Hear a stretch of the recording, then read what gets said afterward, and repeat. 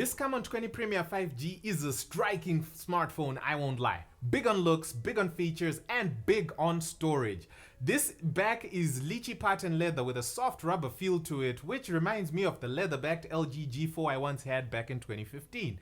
It has two absolutely massive rear camera rings and an 8 LED rear flash and laser autofocus, all sitting on a metallic polygon island polished to a mirror finish. Striking looks all round, and yes, if you were curious, it can stand on its flat edges too, just like the Camon 20 did. Also, I feel like the regular Camon 20 wins style points over the Camon 20 Premier with its more pronounced Canon puzzle deconstructionist design. The pattern is here on the Premier, but it's just not as majestic. As for the hardware, you have a 50 megapixel main camera and a 108 megapixel ultra wide on the back. This also is the first Tecno Camon to ditch the micro SD card slot, which makes sense considering that the Camon 20 Premier 5G comes with half a terabyte of internal storage. The display is a very good looking Amoled panel supporting up to 120Hz refresh rate and an always on display. Oh, and the bezels all round are thinner than on the Camon 20, but what they did is they made the top and bottom bezels thicker than the side bezels. It ruins the magic of a completely uniform bezel all round, but for good reason. The bottom is where the AMOLED display circuitry is located, so it needs some room to fold behind the display. And the top bezel is crammed with sensors, the earpiece, and a selfie flash. As is with the Camon 20, Tecno packed heaps of software features that I covered extensively in the Camon 20 review that you can watch here, but they did reserve a few special ones for the Camon 20 Premier 5G. This is the first smartphone I have reviewed whose Wi-Fi hotspot or Wi-Fi tethering connection is Wi-Fi 6. Most smartphones can only go as high as 5 GHz dual band Wi-Fi. What this means is the Camon 20 Premier's hotspot will deliver a more stable connection to all its connected devices. The haptic feedback on the Camon 20 Premier 5G is far much better than that on any other Tecno I have used. It's a very pleasant experience. The vibrations are tight and agile and really do a pleasing job with the experience of the phone, whether it's typing, gaming, or matching a ringtone. Both the Camon 20 and Camon 20 Premier have stereo speakers, but the quality of sound from them is quite different. The Premier is just producing a richer and fuller sound experience that is much closer to sounding like flagships from other brands. The display supports HDR10, which offers a more realistic visual in photos and better clarity of the darker areas in a video that has bright and dark scenes. On top of that, it supports up to 120Hz refresh rate as well as 3 steps of smoothness, 60, 90 and 120Hz, and the option of automatically switching between the three to give the best balance of user experience and battery life. Both the Camon 20 and the Camon 20 Premier have smart dual SIM, a feature where it will always choose the SIM card with the best network at any given time for data.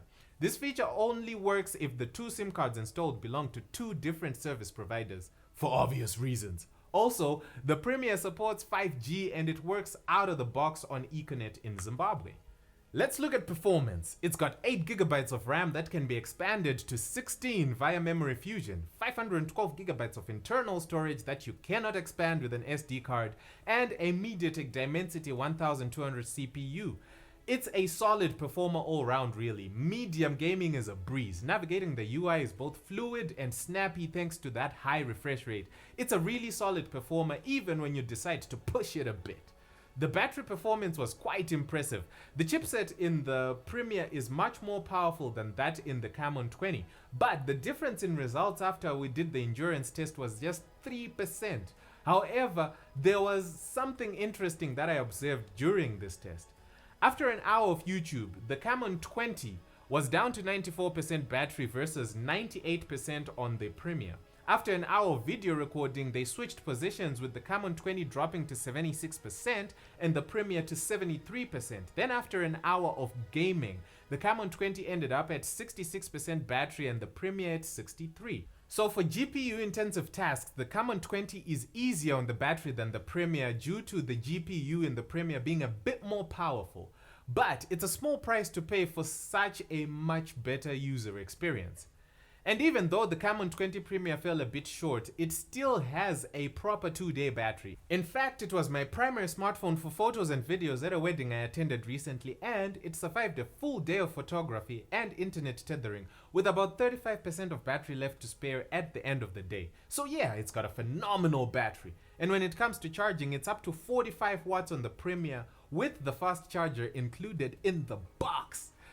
The cameras are also very good, better than the ones on the Camon 20. There is a 50 megapixel main camera similar to the one on the Phantom X and a 108 megapixel ultra wide.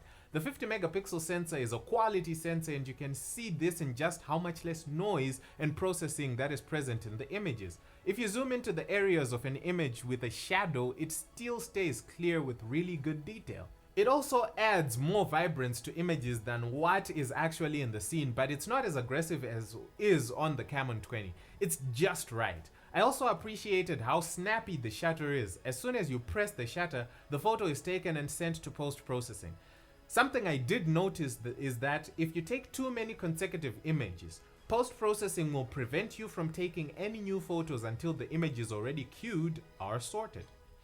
The ultra-wide may be 108 megapixels, but the sensor is not the same quality as the one on the main sensor. As a result, you do start to see some noise in shadows of images and a bit of over-sharpening. But what I felt was the biggest weakness was the level of distortion in the corners of the images. This fisheye sort of distortion is very common in wide-angle cameras, but in varying degrees. On the Camon 20 Premier, it just felt like it was leaning a bit more towards the extreme. So I do not have Zim pricing for the Camon 20 Premier 5G just yet, but I think it is probably the cheapest smartphone you can buy that comes with a 512 gigabytes of internal storage. As a package, it is a very compelling one. An HDR certified Amoled display, a set of very good cameras, a soft and durable finish on the back, and another eye-catching design. Like and subscribe.